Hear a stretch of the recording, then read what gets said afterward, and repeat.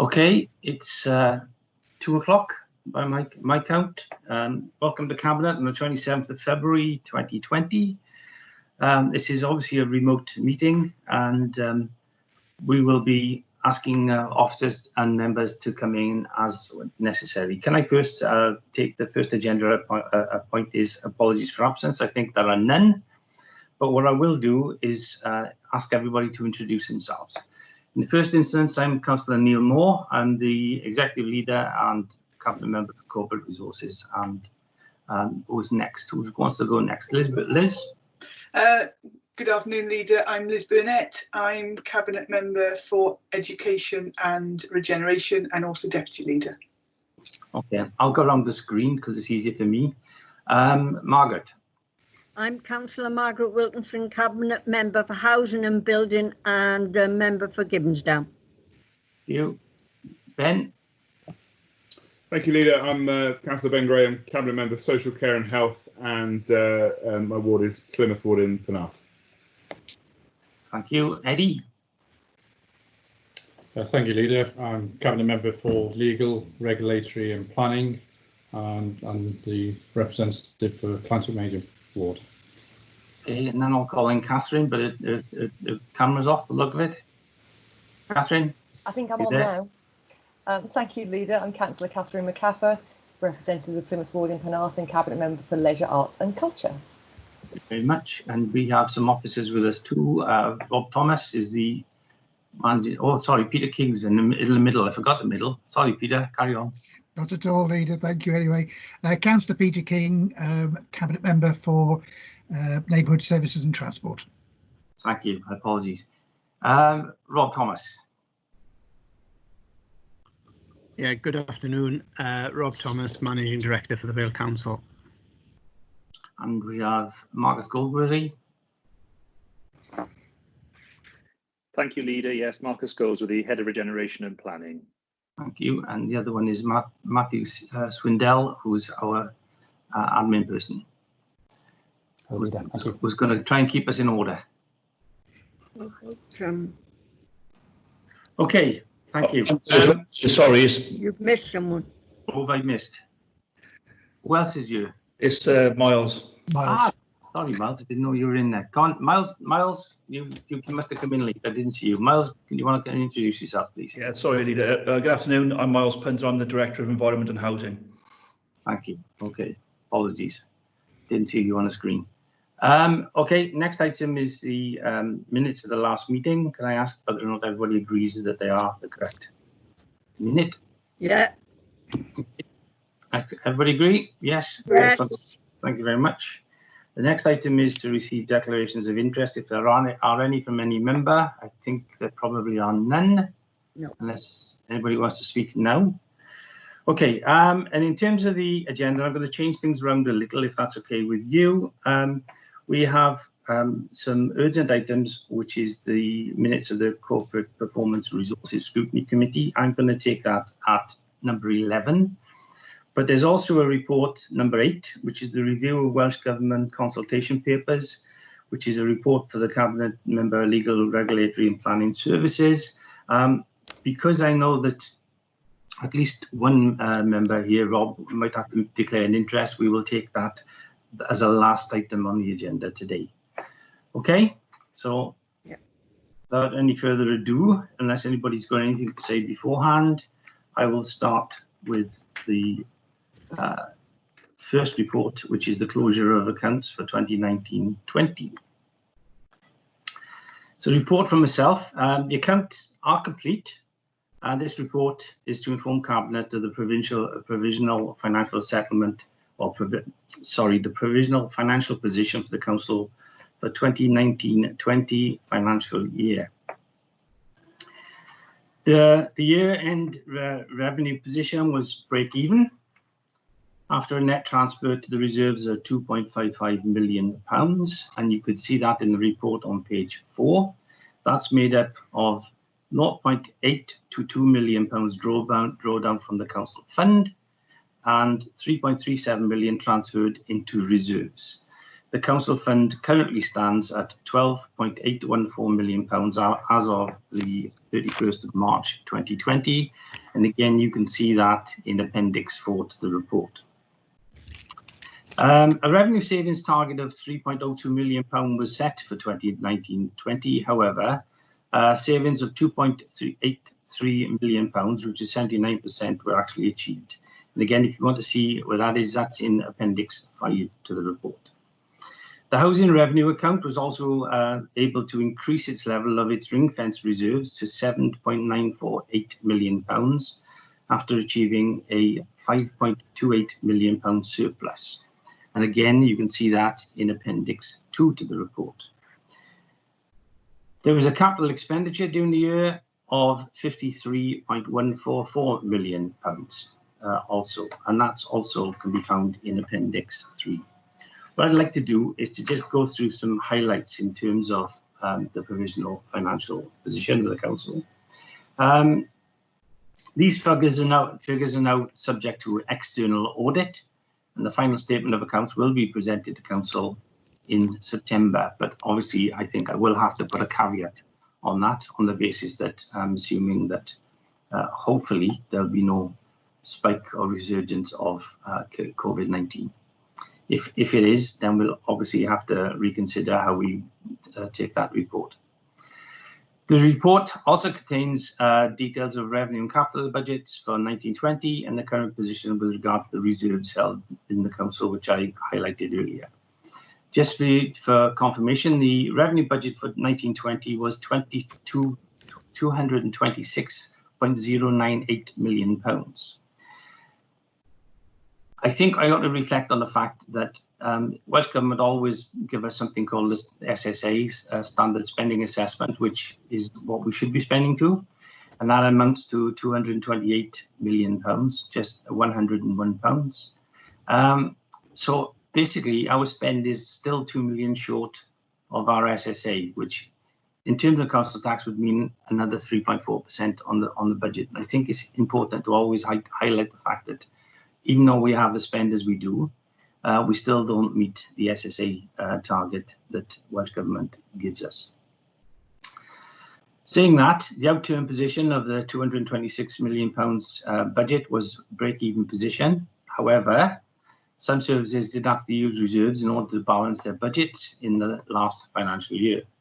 The details of that are shown on page 4 of the report, which highlights the net use of reserves by each directorate, and there were several. There is a great deal of detail in the report to inform members of the financial position, and in summary, I will talk about a couple of things. In terms of things like learning and skills, there was an overspend in the service, resulting in the requirement to pull down reserves at the end of year. The main pressures in terms of that service were the school transport costs, additional learning needs due to out-of-county placements, or pupils with complex needs.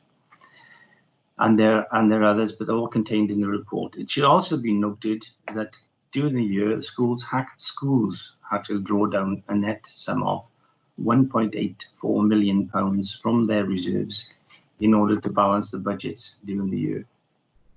I'm happy to say that all the savings identified for learning and skills, which was £166,000, was achieved. In terms of social services, the overall service was underspent, which is a good result because it's much better than anticipated. The cost pressures were within children and family services due to the high cost of placements for children with significant complex behaviour. However, that position was offset, thankfully, during the year by a £500,000 grant from Welsh Government. This was also offset by an underspend in adult services due to some favourable variances. The favourable balance that has been achieved has actually now been set aside and put into legislative changes reserves. So they have, that money is not lost to them, is kept for them for another day. The service is also required to make savings of £545,000 during the year. £40,000 of that wasn't made, but it should be made in 2021 because the service that they were going to deal with couldn't roll out because of the COVID-19. So that will roll into next year. In terms of environmental and housing, The net position for the Directorate was a balanced budget. However, they did have to draw down heavily on reserves to achieve it. This was reported during the year, so it's not as any particular shock to us, and some of it could be down to the fact that things like recycling treatments had to go elsewhere because of China refusing to take mixed recycling. As part of that revenue budget, they were also required to make savings of £1.14 million. And again, it's been reported through the year about these pressures, and some of them were going to be unlikely to be met. And at the end of the year, the total savings achieved were £560,000. So that pressure, in fairness, was acknowledged when the revenue budget for the current year was set, and we gave them an additional £400,000 to put back into their base budget as a case of, we know that this position is not going to change. In terms of the Managing Director and resources, underspans in this area have contributed to the Regeneration Fund and to the LDP reserve.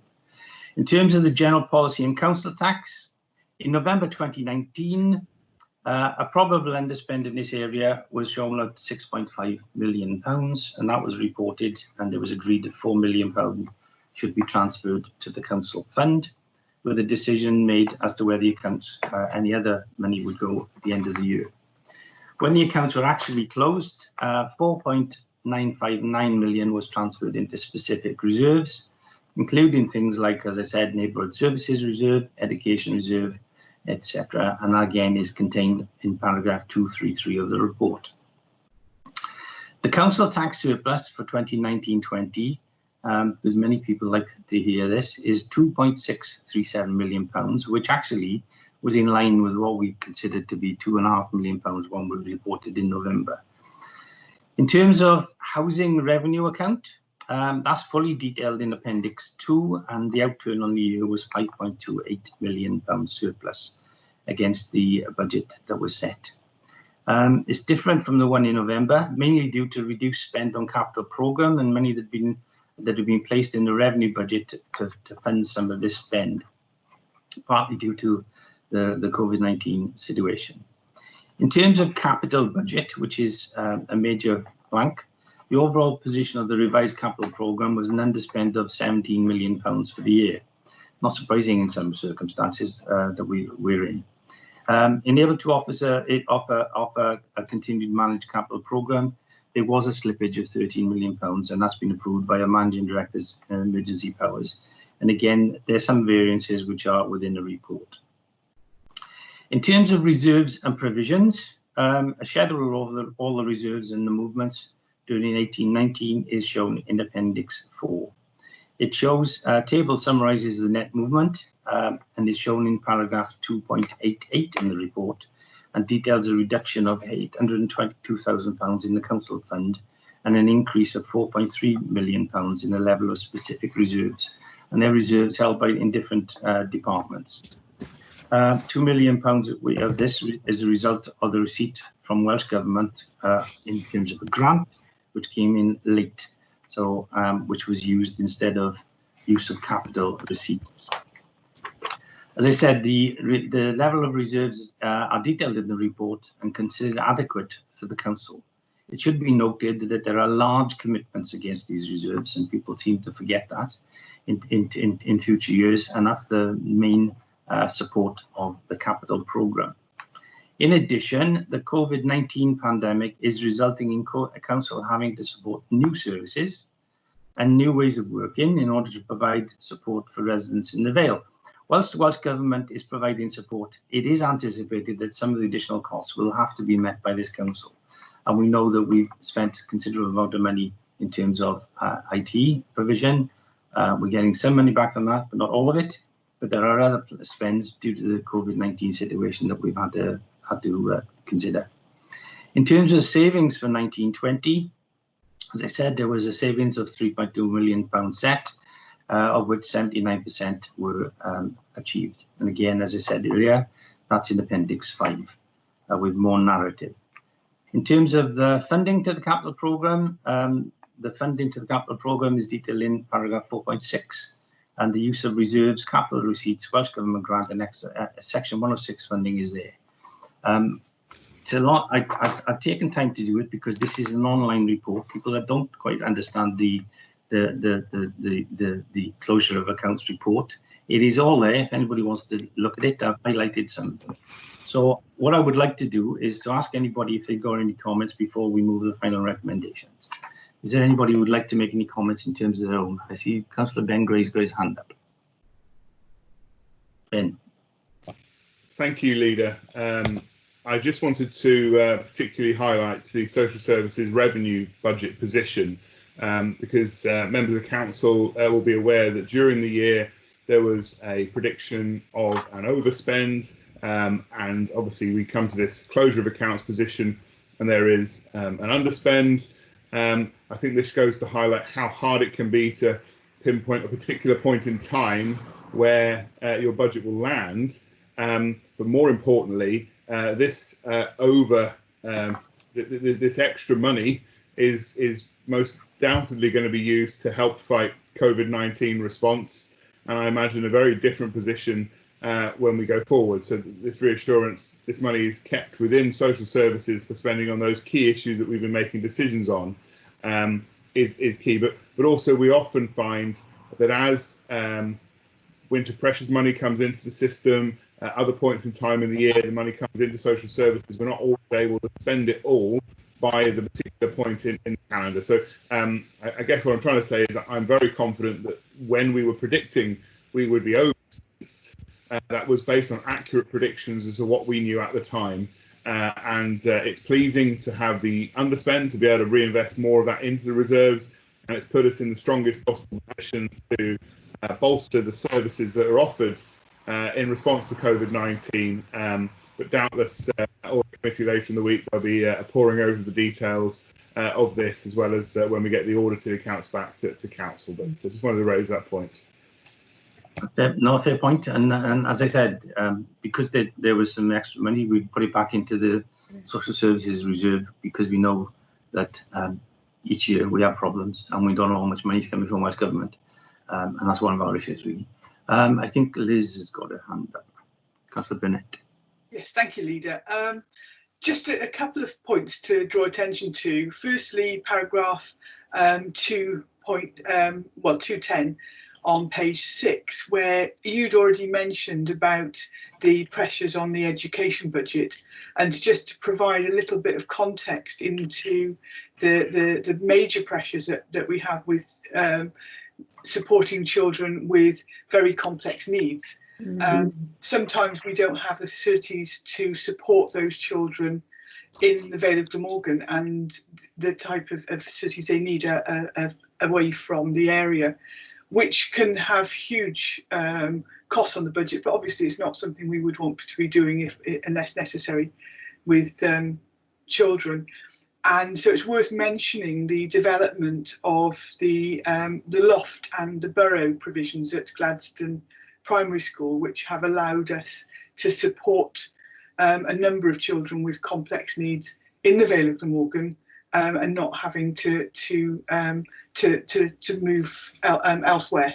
So that has been a really more productive development, supported by Ysgol Derry, and have been recognised as the first trauma-informed practice school in Wales. So some super stuff going on there. And then the only other thing was in terms of the capital programme, which is on Appendix C, looking at a total education capital budget of over 68 million, with only 202,000 difference between the budget as agreed and the budget going forward.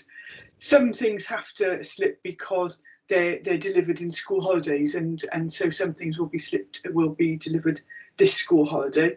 But also the additional funding that we've had for school asset renewal from Welsh Government and money from elsewhere means that an awful lot of our schools are having repairs being undertaken, new boilers, which includes, adds to their fuel efficiency, and other stuff that there's been a backlog. So an awful lot of asset renewal going on at the moment within our schools. Okay, thank you for that. and I think it's prudent to mention that in terms of a revenue budget, both social services and education make up nearly 3/4 of our budget altogether. Yeah. I think people forget that too. Okay, is anybody else, any other member wants to say anything, any other cabinet member? And I don't know if any officer would care to make any comment. If not, to me, can I move the recommendations, which simply are that the reports and the financial measures taken and proposed be approved, and that the report be referred to Scrutiny Committee, Corporate Performance and Resources for their consideration. And I'm sure they will certainly do that. I'll second that, Leader. Thank you very much. Is that agreed? Yeah. No dissent? Yep. Yeah. Good. Okay, in that case, I'll go on to the next thing, which is the budget strategy. This is something we have to do each year in terms of how we set our budget for 21-22. It includes proposals of the timescale too. So basically the report talks about asking us the Cabinet to approve a budget strategy for 21-22, including the requirement for directors to prepare initial revenue budgets in accordance with the timetable agreed by the Head of Finance. 2, that the director be requested to continue to progress the Shaping Services programme. And 3, that the Cabinet approve the following timetable for 21-22 budget process, subject to any amendments being required to meet the statutory deadlines as a result of the changes in the timing of the Welsh Government settlement announcement. And there is a table on page 2 of the report. I think what needs to be said, though, is as part of the settlement figure for 2021, Welsh Government didn't approve any indication of what the settlement would be for that year. The final revenue proposals we set last year, 2021, modelled a flat line settlement for 21-22 and 22-23. But it's prudent to reconsider that in some respect with the arrival of COVID-19 pandemic. It's going to be difficult to assess what settlement is going to come next year or even in the coming years, and particularly if Welsh Government review their specific grants, because grants are a particular important part of our income. There remains uncertainty also, considering our exit from the EU, and therefore that doesn't help in moving forward. However, we have to move forward. We have some issues in terms of things like the national living wage that we have to consider. That continues to be an impact. There's also potential for higher levels of pay awards this year.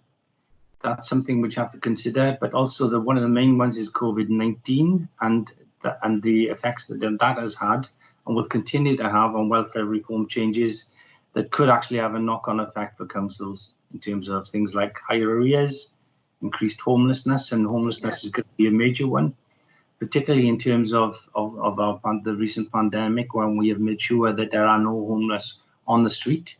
But clearly, when the pandemic's over and we no longer required in some respects to put them into hotels, etc., or wherever we can house them, then I think we still need to look at that in the long term. There's also, as a result of the pandemic, greater demand on social services and other interventions. So this is not going to be an easy process because we don't know where we're starting from, to be fair. The proposals last year in 2021, it was considered that council tax would continue at 4.9%. And even if we did that, because we agreed we would do that for 21-22, 22-23, that would still leave us a shortfall in the funding of over £10.5 million. Obviously, all of this is going to have to be reviewed in the medium-term financial plan, which is coming in September. And savings need to be considered. What level of savings we can actually achieve is going to be an issue, particularly if we want to continue to operate our council services as we currently do. And we still don't know when the lockdown is going to finish and what, as a result of the lockdown, how things are going to proceed. We've continued to try and provide all our services, and I guess we're going to have to continue to do that too. So the budget strategy needs to be prepared.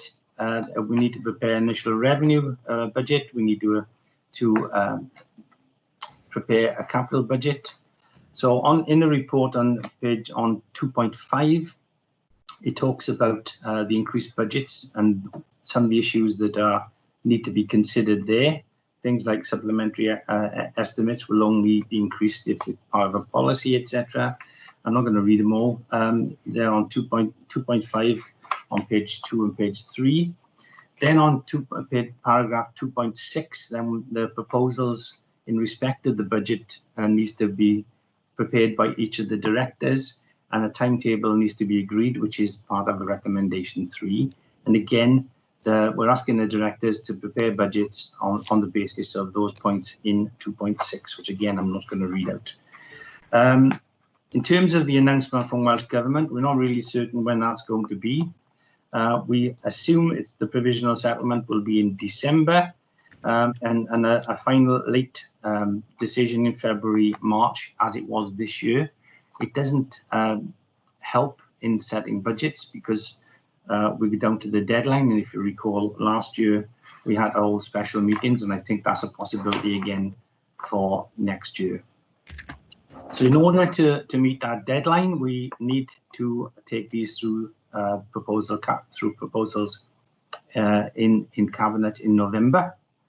Then we will ask each scrutiny committee to look at them, and they'll come back to the Cabinet in December, when we will put together an estimated budget. As usual, scrutiny committees will make some recommendations to that initial budget, and it will come back to us for consideration in the near future. In terms of the budget we considered by the working group, again, it'll go back to Cabinet in February 21, and it'll have to come back to Council in March. As I say, basically, we may have to hold a series of different meetings in order to make sure that we approve the budget within the working time frame, as we did last week. So I wish I'll stop through the area. The recommendations are before you. The timetable is before you.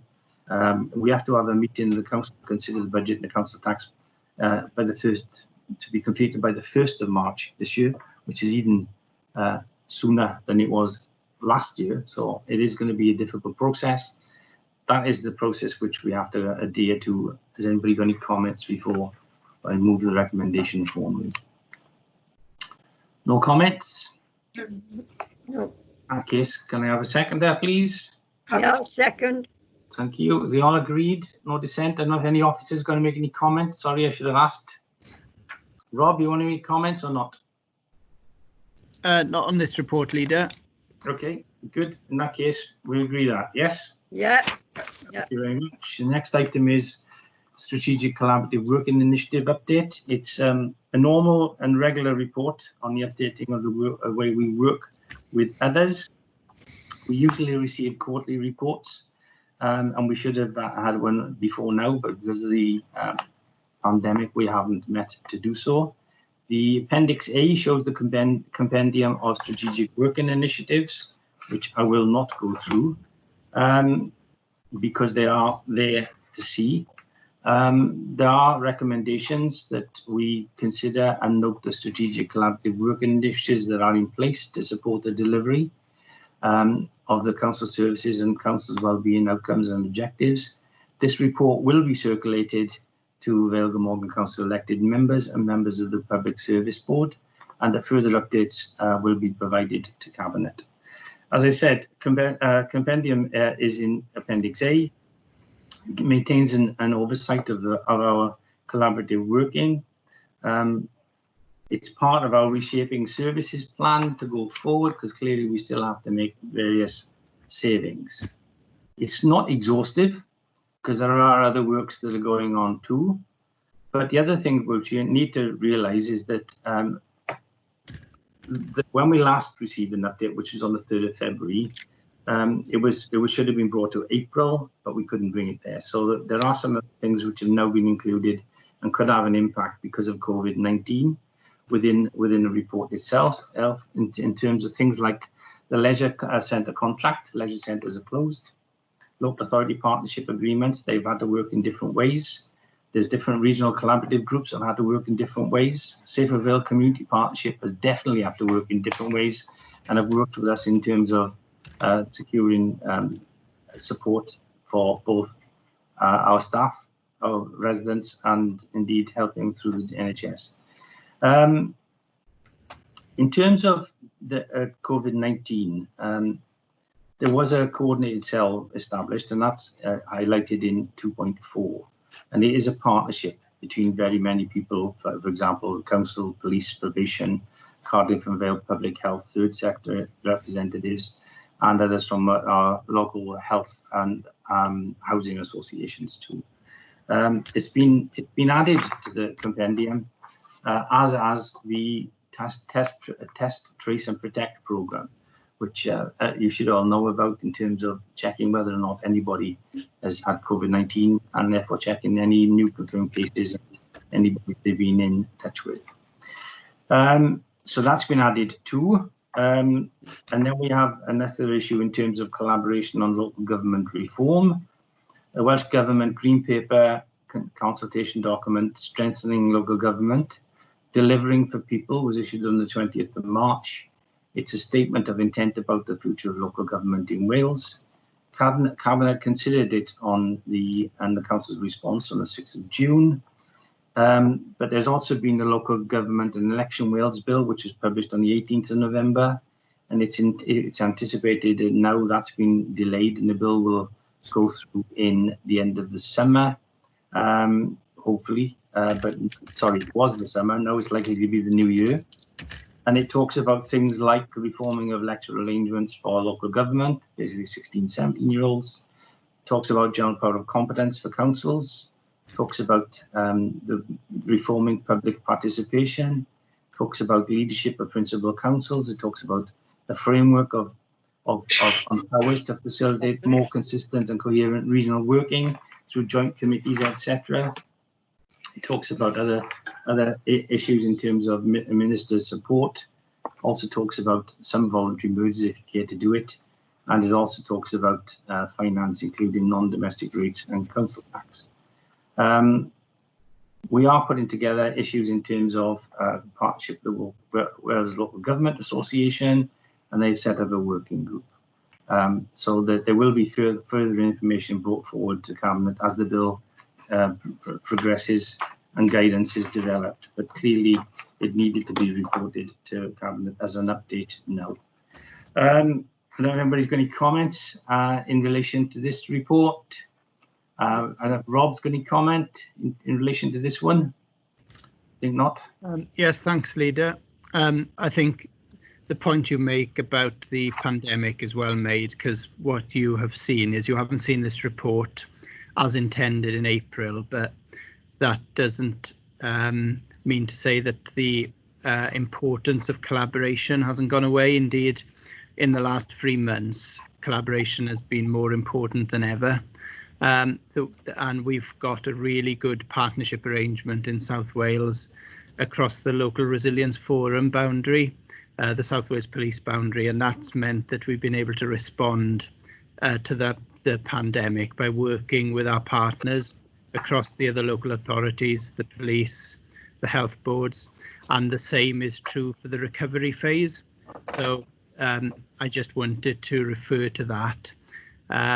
And probably we need to include that in the next version of the report that comes to you, because that collaboration has been really important in enabling us to respond effectively to the coronavirus pandemic, particularly as we move into recovery. That's going to become even more important. Okay, thank you, Rob. Anybody else any comments? No. Can I formally move the recommendations 1 to 3 on page 2, which I read out earlier? And formally second, Leader. Okay. Everybody agree? Yeah. Good, thank you. In that case, I'll move forward to the next item, which is the reinstatement of the timetable of meetings of council from September 2020 to May 2021. The reason for this is because, as you know, on the 23rd of March, we met as a cabinet and we suspended in agreement with other chairmen, etc., the mayor and chairman of committees, that we would suspend meetings. It is now time to start them back up again. This will start from September 20 to May 21. It sets a new date of the 14th of September 2020 for holding of our council's AGM, which was delayed from May. And there's obviously some caveats in terms of the dates within it, but hopefully we could at least be able to hold either virtual meetings or semi-virtual meetings, or meetings where people are in the council chamber.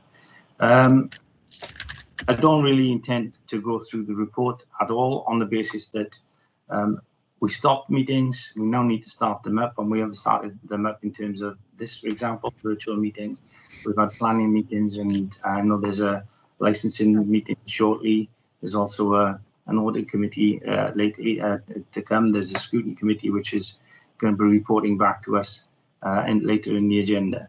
So I'm going to recommend that the timetable of meetings that have been suspended as a result of COVID-19 continues from September 20, subject to any further changes and arrangements for meetings deemed appropriate by the mayor of the council or the relevant scrutiny committee. But I do put this caveat on it in relation to a reoccurrence of COVID-19, which could have an impact yet again on this. That the second recommendation is that, in pursuance of recommendation 1 above, the council's annual meeting be held on the 14th of September 2020. I don't see the point of going through the report. You can read it yourself, and it's basically just reinstatement of the meetings, and they are there as an addendum to the report. Can I formally move? And a second, leader. Okay. Any other comments from anybody? Good. Thank you. The next item on the agenda is the prevention of alcohol-related antisocial behaviour, resorts, town centres and public open spaces. And I think, Peter, you'll be taking this one. Yes, leader. Thank you very much indeed. I think it's right to place on record that the council does not tolerate.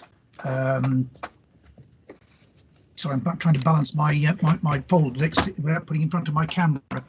The council does not tolerate antisocial behaviour on its resorts or public spaces, and what has become necessary is that we need to extend some of our public space protection orders to include new areas, but also to continue with the existing areas.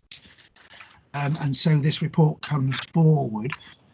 There are four recommendations at the beginning of the report, and perhaps the one I would draw everyone's attention to is that of number 4, which is to use Article 1414, the urgency procedure, because we do need to do this without any further delay than absolutely necessary. And with that, I move the 4 recommendations. Okay, I think it's important that we recognise that the pandemic is and the lockdown and the easing of lockdown has caused us some particular issues. I think we need to address those, and the only way to address them is through public space protection orders. I think it's a great way forward. The recommendations within it, and paragraph 2211 talks about proposals to add areas, because currently what happened is that we've in Appendix A, we already had one for Barry Island. That is to run out in October, so we need to renew it, but we're also adding those ones on 211. And the sooner we do it, the better, I think. Any comments from anybody? I don't know if either the Managing Director, Miles, Hunter, Marcus wants to make any comment. Ben, sorry, your hand's up. Yeah, Ben. Thank you, Leader. I've been bowled over by the sheer number of residents of the Penarth Esplanade who've got in touch with me, and I know they have with a number of other councillors who have been distraught by the what they feel the nature and environment of the Esplanade having changed so dramatically in such a short period of time. And I think that's really crucial. I think it's also worth bearing in mind and repeating what Councillor King said. Underneath all of this should still be some personal responsibility. We're consulting on this order. I'm fully supportive of this moving forwards. If there are other areas identified during the consultation, these can be added. People contact me saying they want to add Windsor Gardens to the order as opposed to just the Penarth Esplanade. That can all come out within the order consultation. But this council hasn't stood still when it comes to dealing with issues. We became aware that members of the public were urinating in areas. We've extended the opening times of the toilets on the Esplanade. We've increased the frequency of the bins being collected. We're writing to licence holders to remind them of their obligations, and we will be looking to deal with infringements where they happen. But these things won't happen overnight, and it continues to be the need for public to take responsibility for their actions. And I'd far rather everybody realise the effect they have on the community than us having to bring in these orders that are then brought about. I'm pleased we're progressing this under urgency. I'm pleased we can get this as soon as possible in front of council to bring this order to fruition. But potentially that's at the end of the summer. So there are other measures we're taking to keep things in order. But the concerns of residents, and it's not just about the Esplanade, there's a long list of areas. I'm speaking now, as the ward member for Plymouth Ward, and the Esplanade is wholly within that, with the exception of a part by the Penarth Pier. And I really want people to understand, we understand, we hear what's happening there. We want to do all we can, but it's going to take a multi-pronged approach. We've made those representations to the police. We've changed the way our services are offered to try and increase the amount of cleaning that's there and opportunities for people to use conveniences. But this order is necessary. And I think that hopefully when it comes forward to council in whatever form comes at the end of the consultation, we'll be able to enact it and hopefully bring rebuild that environment that people love so much down on the Esplanade. So that's what I wanted to say on that. Thank you. Okay, thank you. Liz, do you want to come in? Thank you. Yes, Leader. I think it's fair to say that we've been living in strange and unprecedented times. And sadly, the levels of unacceptable behaviour that we've witnessed in a number of areas across the Vale is not something that we would usually expect to have. It's not stuff that we experience. For example, we've had public space protection orders on Barry Island for years, but we haven't had to use them because people have been responsible. And so while we would not expect to be using these in everyday circumstances, it's not about stopping people having a picnic and having a can of beer in their cool box or whatever. We do need an armoury of tools that we can use, and tools that we can also enforce, because I think although we've worked closely in partnership with the police, we need measures that we can enforce as well, so that we can take action, and knowing that we can keep our public spaces safe and enjoyable for our local residents. Far too many have been inconvenienced over the past weeks during the pandemic, and we need to look at how we can be prepared to in order to stop that. Yeah. Okay, thank you. I think one thing it needs to be highlighted really is that the managing director and myself have written to the licensees on Barry Island, we've written to the licensees on Penarth Esplanade to remind them of their responsibilities, particularly while we're coming out of easing out of lockdown. But what I think shouldn't be lost on this report either is the fact that we do have public space protection order from 2017, and that's at Appendix A, and I think people have lost sight of the fact that it covers very, very many areas. And Liz is right, we haven't had to use it in many of them. I know we've used it in Barry Island once or twice in the past, but only very, very rarely, and that's right and proper. But what was also remembered is that this report covers those extra places that we covered within the report, which is Cosmston, Porthkerry, Penarth Pier and Esplanade, Ogmore Beach and surrounding common land, Lantern Major, Cwm Colliw, which was missing, and Roos Point, on the basis that they're the areas that have come forward since the pandemic is eased down. It's also important to remember that in recommendation 3, the Cabinet agrees that to the outcome of the consultation, any public and any proposed order to be varied and increased to be reported to Council, and that Council will hopefully be on September the 21st, because that's, I think, the next Council meeting we have after the AGM, after their annual meeting. But it also says, and it would also include any further recommendations for consideration. So this is not exclusive. If we think there is somewhere else, we can do something about it. And I think we are honor bound to do it. But let's not forget that by the on September the 21st, those in Appendix A still stand. And people need to remember that. So they need to be minded of that because they come and visit. But it is based on antisocial behaviour, and I think that's the important part. So I will say what I've said in my press releases. If you're going to come and behave yourself, fine. If you don't want to, if you're going to come and cause havoc, then we will do something about it, and we don't want you to come. Yeah. Simple as that. Yeah. Peter, you want to come in? Sorry.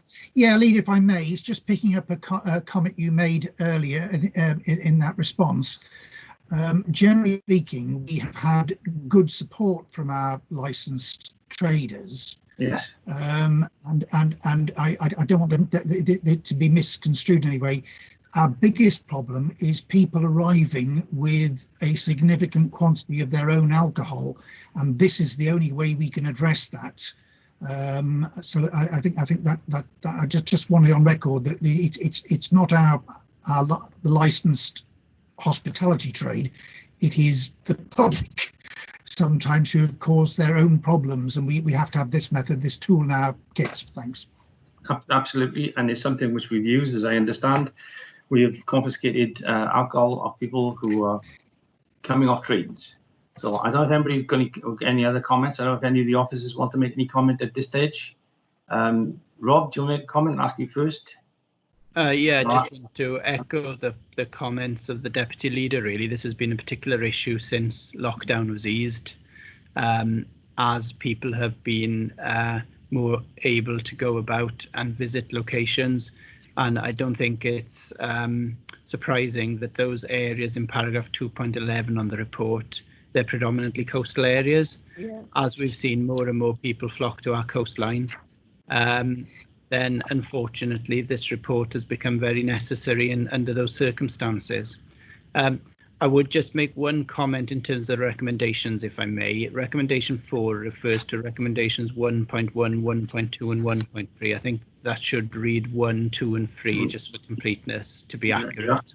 You're absolutely right. Yeah. But other than that, I've got no other comments I want to make at this stage, other than to say that when you see the next report, on car parking arrangements, again in our coastal areas, you're aware, all Cabinet members are aware of the issues we've faced with in the last couple of months in our coastal areas, as we've seen an increase in number of visitors at what is a very sensitive time for people who live in these communities.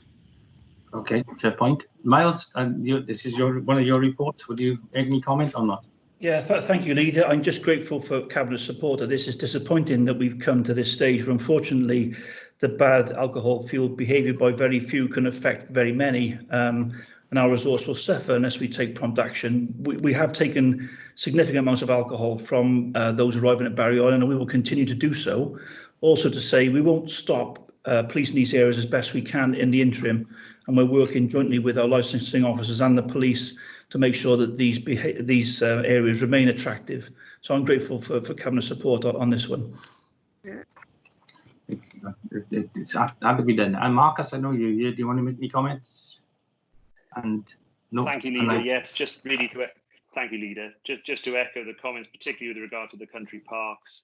We have, since they've reopened, suffered problems. Actually, we suffered some problems before they reopened, but clearly this will help.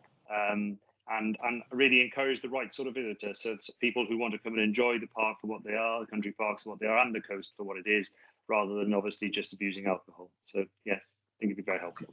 Okay. Does anybody else, any other officer wants to come in? Because I noticed there's some extra ones that I didn't see earlier. No. If that's the case, can Peter, you're formally moving the recommendations with the change to number 4, so it isn't 1.1, 1.2, 1.3. It's recommendations 1, 2, and 3. Yes, please. With that amendment, can I formally second as amended? you can indeed. Okay. Is there any disagreement? I think there's not. Somehow. No.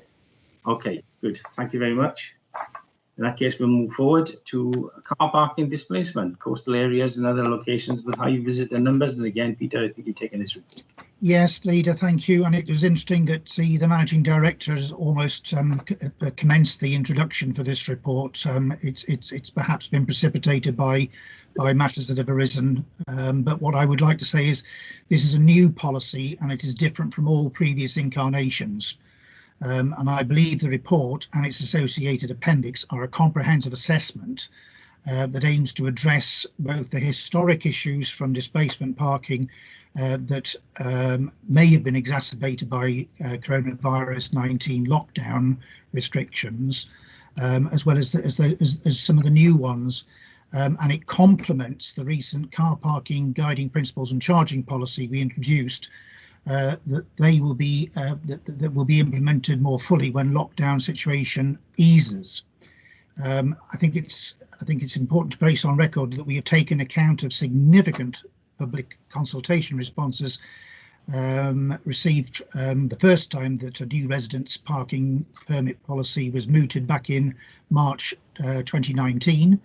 And we've reflected upon the previous objections, specifically those of the cost to the affected residents, both the existing permit holders and proposed new ones. And we believe that what we are bringing forward addresses that very fairly. I should, however, point out that no new zone can or will be implemented before consulting with and obtaining agreement from the residents of the identified area, and that a further report considering the consultation responses to the traffic regulation orders required to implement car parking charging will be considered later in the year. I need to make a confession that the executive summary, specifically bullet point 8, omits Cowbridge, specifically in the vicinity of Middlegate Court, although it is clearly identified in the body of the report, paragraph 2.17. And for the avoidance of doubt, that area of Cowbridge is included in this initial scoping. In the case of these measures, I would draw your attention to recommendation number 6, which seeks the use of Article 14.14 emergency procedure, because we really do need to move, like with the previous report, we need to implement these recommendations as soon as we possibly can. And therefore I'm asking for that sixth one to be taken into account, and so I move the 6 recommendations at the beginning of this report. And that's including the urgency procedure. Yes, please. Yeah. Okay, good. I think we've learned a lot in terms of displacement parking. I know that when we talked about car parking, charging, etc., we talked that we would look at displacement. This has given us an opportunity to do it. We've seen it firsthand. I think we've never done it before since South Glamorgan days. Never ever been anything. We considered it when we brought the other reports there, but clearly there was some discontent, and particularly in relation to funding or the cost of it to the residents. And this has been, I think, this has covered that too. So the control of parking is, I think, very reasonable. Is there anybody else who'd like to make a comment? I think Liz, got your hand up. Yes, thank you, Leader. Only one thing that is very relevant to this is paragraph 3.10, in that historically residents' parking schemes have operated Monday to Friday, 9 till 5 or 8 till 6, or working hours in effect.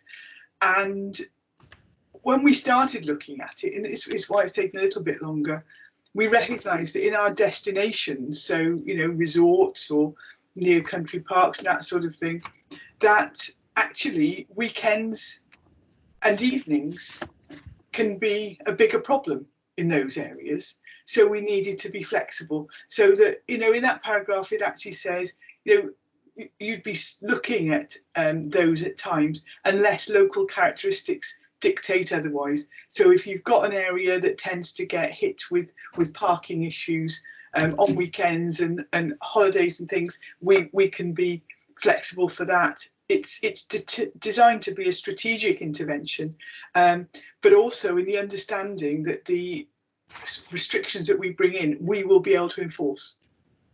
Absolutely. Again, Yes. so that people will know that if they contravene resident parking schemes, they will get caught and they will get fined. And in that way, we can protect local residents from the blight that a lot of them have suffered over past years.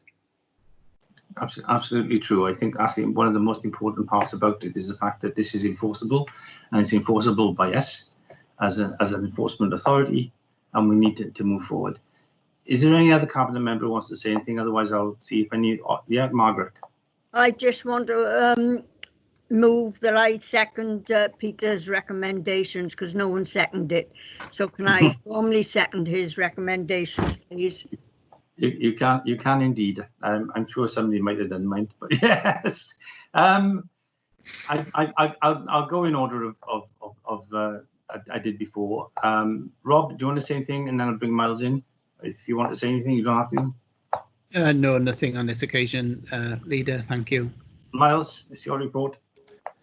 Yeah, only quickly, just to say that it's important with these schemes that they are designed so they're fit for the residents that live in those areas. So one of the things I'm keen that we do is we have a discussion with them early on. So in effect, they help us to design the scheme. Only then, when we have an acceptable design to them, we'll be going through the traffic regulation order process. But we have huge amounts of knowledge since COVID. We knew about these areas in some degree anyway. So I'm looking forward to getting moving on this and getting the residents involved, because some of them have suffered for a very long time. Indeed, and I know that I've had, and as many of us have, had correspondence with others, and we promised that we would do something. I think this covers it. Okay, is there any other officer who wants to come in? Because I see there are some other officers. If you do, speak now. Otherwise, I'm going to move the recommendations as they are. Okay, there's not. In that case, Peter, you've moved them, and 1414. Margaret seconded it. Is there any dissent? I don't think there will be. No. Good. Thank you very much. In that case, what I will do now is go to any other items that I decided are urgent, and the ones that are urgent is the reports from Corporate Performance and Resources Scrutiny Committee. They've been issued to you earlier. There are two items to consider in terms of that. One was our report in terms of working towards recovery, which is the last last cabinet meeting, which went to scrutiny. They came up with some recommendations, and I'm scrolling through because I have it on my iPad. The first recommendation was that they noted the report in the appendix. The second one was that approach undertaken in respect of the development of recovery of the council's recovery strategy be noted. So that's fine. They then asked that further updates to the report be presented to the committee in due course, to include detailed qualitative and quantitative information, impact studies, and alignment to the Wellbeing and Future Generation of Wales Act. That is a matter for them, so that's good. They've asked for reports, nothing for us to get involved in. And the third one is that the discussion at the meeting be forwarded to Cabinet for its consideration, having regard to members' comments relating to continued communication with organisations and elected members. In terms of that, I was at the meeting, as were many of us here. There was an issue which was, and I want to kill it if I can, is that there was an issue there saying that officers were making decisions and some of the members and group leaders weren't involved. what I said at the time, and what I'll say again, is that we're in the middle of a pandemic, we're in the middle of a crisis. We were having things thrown at us on a daily basis. Welsh Government were giving us announcements, and decisions had to be made there and then by the GOAL team and our management team. They did so using emergency powers, but they didn't do so without the authority of the cabinet members, myself, the deputy leader, and the relevant cabinet member. So there has been total scrutiny in terms of this, in terms of members' involvement. In terms of members being kept informed, all members have been informed on a virtually daily basis in terms of things like the COVID-19 situation. In terms of the emergency powers, there's been regular reports confirming what the emergency powers are and the reasons behind them.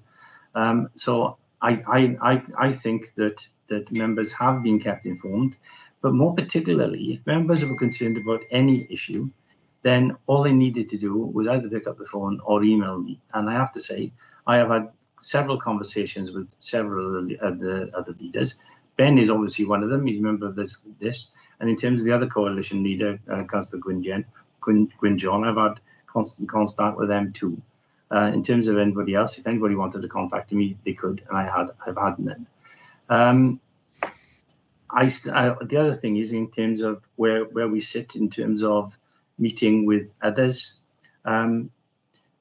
We continually meet with different organisations. The report made that was perfectly clear that we meet with, I met with all the other Welsh leaders, I met with the Welsh ministers. We've taken decisions based on guidance and information from Welsh Government, and they had to be done on a very quick basis. And apart from that, we've also worked with very many partners, as was contained in one of the reports that's been here today. So I'm content that what we have done has been necessary, practical, and the only way forward under the circumstances. I see Ben's got his hand up. Would you make any comment? Thank you, Leader. First of all, a slight admin comment. In the recommendations, there's 2.3s, so it should be 1, 2, 3, 4, 5. It's 1, 2, 3, 3, 4. I think in terms of the points you make about contact and working with other organisations, I'd like to put on record how proactive colleagues within social services have been in dealing with outside organisations. Before lockdown was even initiated, we were having weekly conference calls with care providers. We were making sure we understood what was going on. In terms of the numbers of people who've been affected, the number of deaths in care homes, the number of instances and testing, that's all being shared with members. That's all come through on those updates from Public Health Wales. And where we've had to take emergency powers decisions, I've been involved in all of the ones involving social services, and they've been reported fortnightly to members. I've had no contact from any other group leader with concerns about what's going on in social services. I have also shared through the corporate parenting panel stuff related to children's services, and we've had constructive conversation with certain members on issues there. So I remain open right the way through the summer to anyone who wants to contact. We obviously have our council meeting in September that's been alluded to in an earlier item, but we continue to work daily on this subject. It's not going to go away because it happens to be August. And so if any member of the council wishes to have a meeting or discuss the issues in social services, I continue to remain available for those meetings. So I just didn't want to let that point lie, because I think from both officers and as I passionately said at our last cabinet meeting, the work that carers have done during this pandemic has been extraordinary. And we've had to deal with things on a very quick turnaround, which has meant that we've had that emergency powers procedure as you've laid out.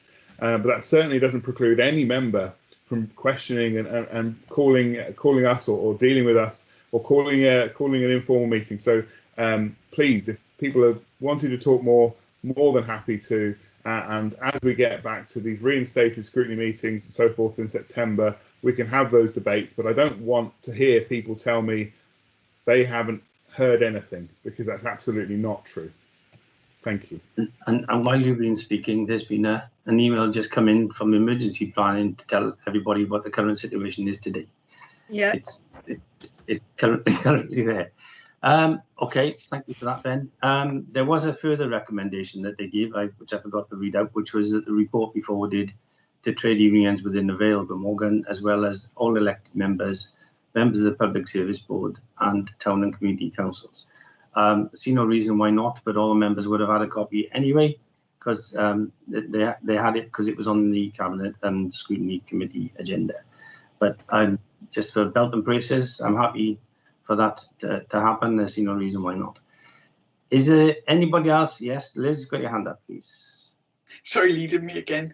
No, so in the scrutiny meeting, there was discussion of arrangements in our town centres and how we were working to both provide support for social distancing and to keep shoppers safe.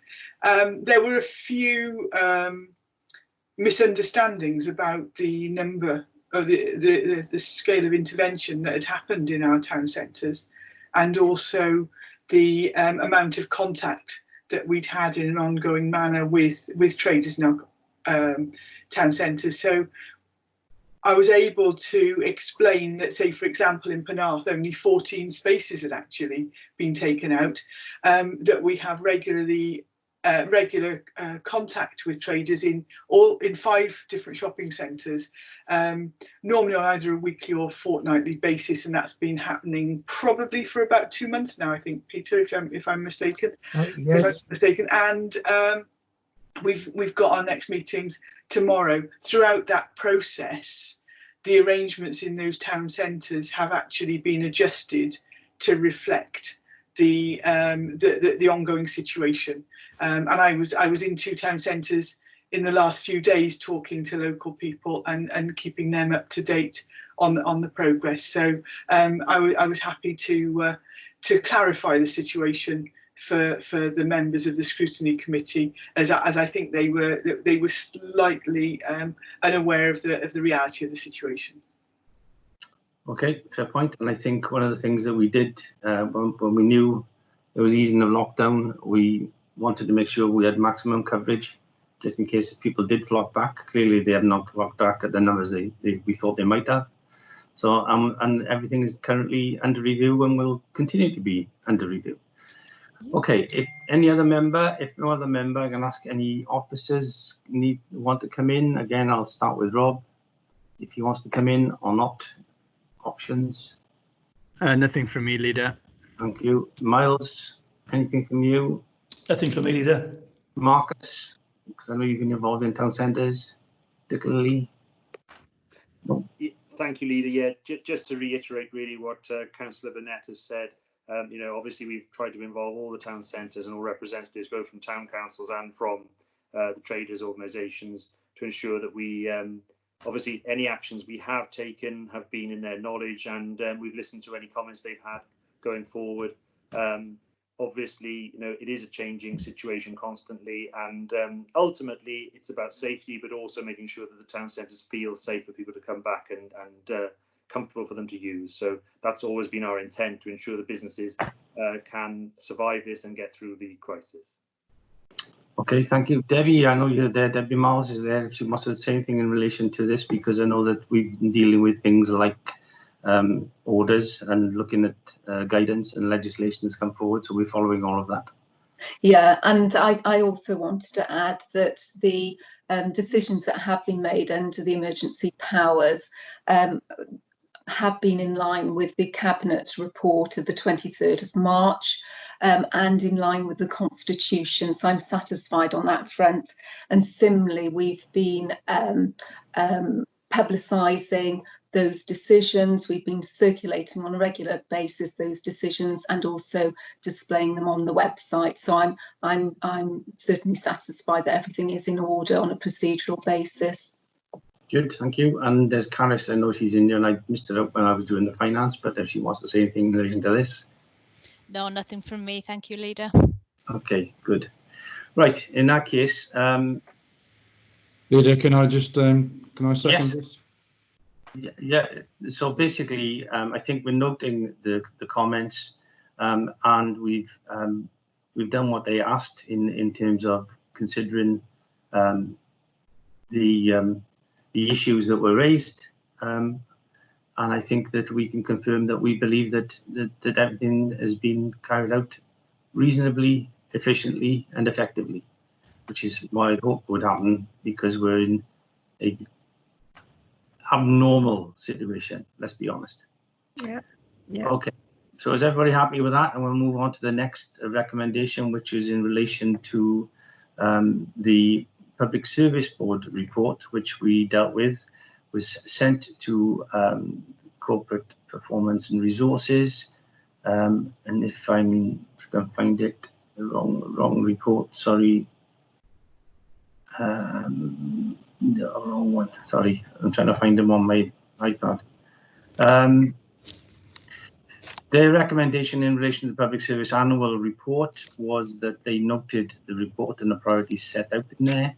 What they did ask is that Cabinet be informed that in future the Scrutiny Committee considered it appropriate that the regular reports on the Public Service Board priorities and strands be referred to the relevant Scrutiny Committees in order that more in-depth scrutiny within their remit can be undertaken within their respective Scrutiny Committee work programmes. The reason I asked for that was because in terms of reporting the Public Service Board is a standalone board, as you know. It comes to Cabinet and we send it to Corporate Resources, being the lead committee. They considered there were issues within the Public Service Board remit that could have a benefit to discussion, scrutiny by those other scrutiny committees within the Council. And to be perfectly honest with you, I think that's a reasonable request. I think it's a reasonable thing to do because it does properly scrutinise the work of the Public Service Board. So I have absolutely no problem with that, and I would endorse that as a very good way forward, because even though Public Service Boards have been in existence for a couple of years, it is still embryonic in many ways, and I think it would be beneficial for all members of all scrutiny committees to have the opportunity to look at the work. If anybody's got any comments in relation to that, but I think I would endorse that as a reasonable way forward. Yeah. Is that agreed? Yeah. Good. And nobody's got. Rob, you showed your camera. Do you want to say anything in relation to this? I was just going to support what you said, Leader. It makes perfect sense, and it's a way for all the scrutiny committees to be cited on the work of the PSB. Absolutely, absolutely. Okay, that's good. That was easy. And then any items left would be item 8, which is the review of the Welsh Government consultation papers. I know that I think some members, some officers have decided they would leave the meeting on the basis that they could be perceived to have an interest in terms of elections in particular. Debbie Miles is the electoral returning officer. The report talks about Welsh Government passing that over to, or some of it over to the Managing Director. And I think both intend to leave. That's correct. That's correct, Leader. Yeah, that's correct, Leader, but Debbie has got her hand raised at the moment, so you just... Yes, all right, yes, sorry, I couldn't see it. Debbie? All I wanted to say, just for the record, the same as Rob, I'll be leaving the meeting now as I have an interest in the report. Yep, that's fine. Good.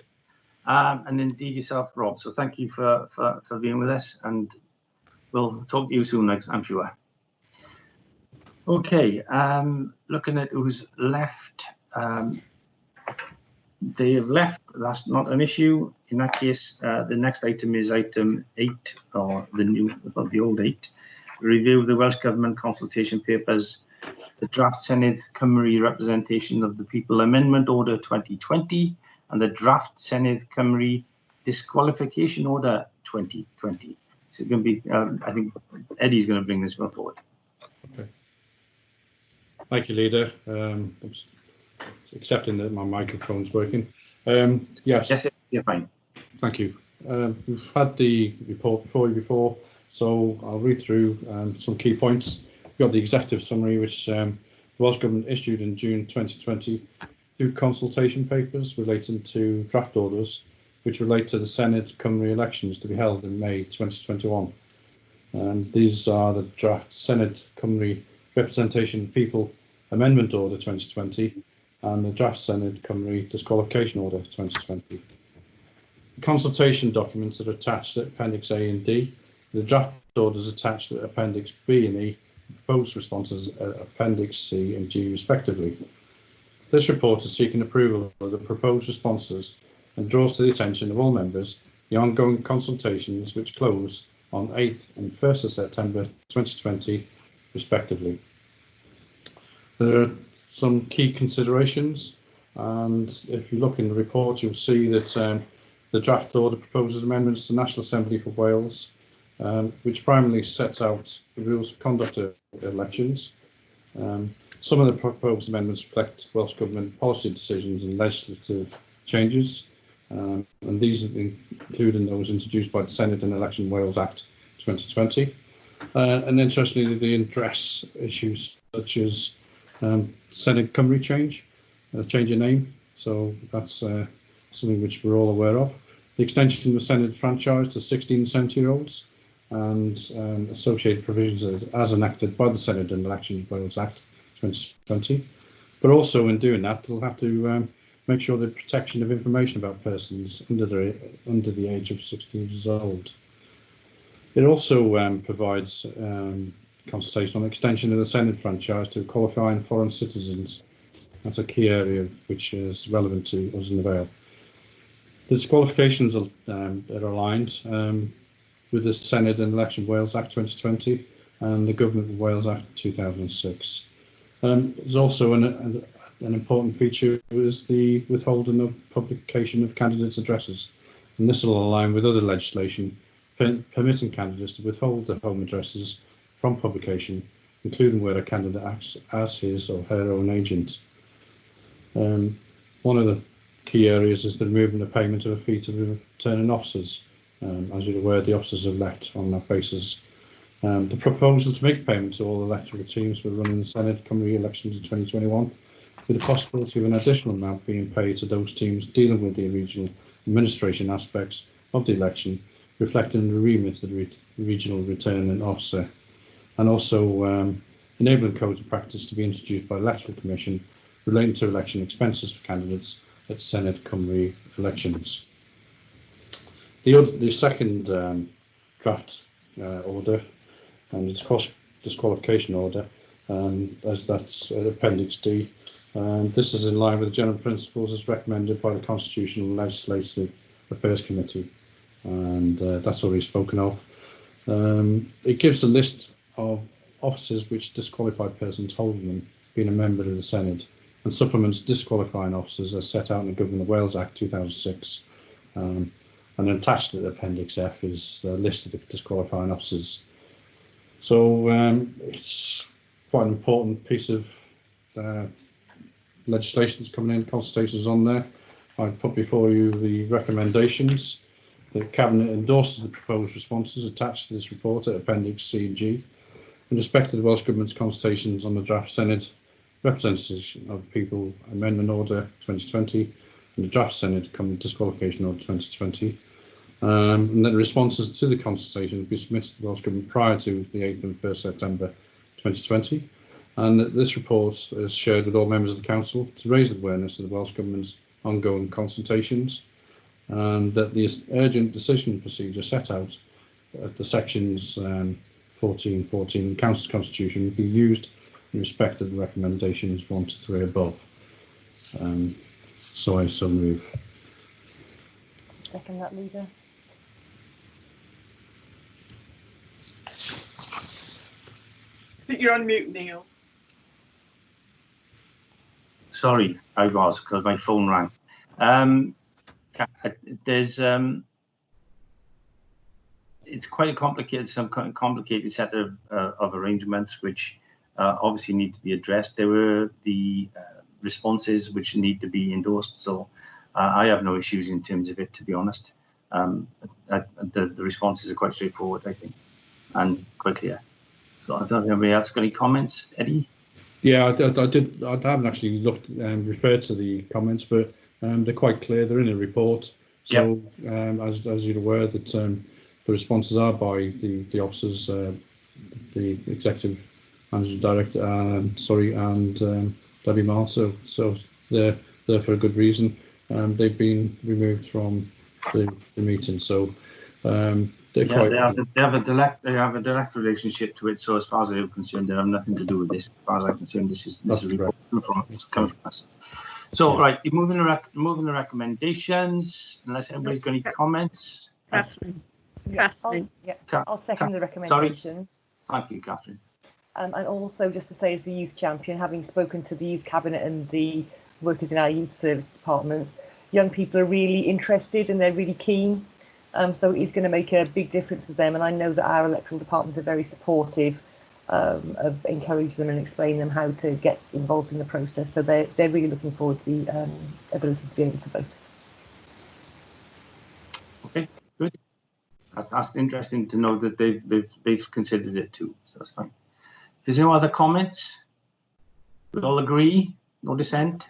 Yeah, that's fine. In that case, I have no issues under part 2. So I will close the meeting and thank you for your attendance. Thank you for the officers' attendance too. And I'll see you in a little while, I guess, but also we'll still be working during the summer. So in fact, I'll see you sometime then. If not, I'll see you at the next meeting. So thank you for your attendance. Cheers. thank you. Bye. Thank you. Bye. Bye. Bye. Thank you, leader.